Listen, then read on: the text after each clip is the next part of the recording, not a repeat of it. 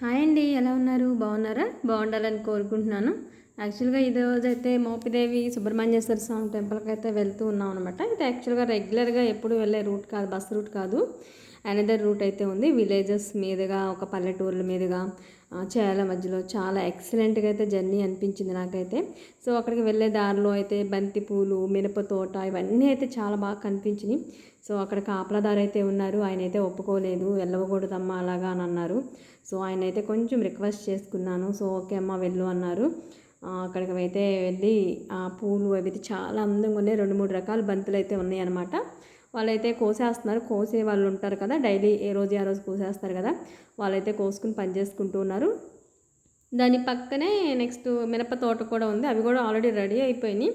మరి ఎప్పుడు పెట్టారో ఏమో మనకు తెలియదు, కానీ అసలు నాకైతే చాలా బాగా అనిపించింది పిచ్చి పిచ్చిగా.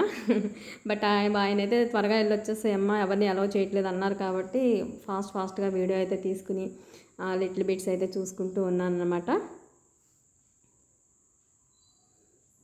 సో నేచర్ ఇష్టం లేని వాళ్ళంటూ ఎవరైతే ఉండరు కదా, ఏమంటారు? అందుకే మీతో అయితే ఇవన్నీ షేర్ చేసుకుంటున్నాను. Please watch it. Thank you.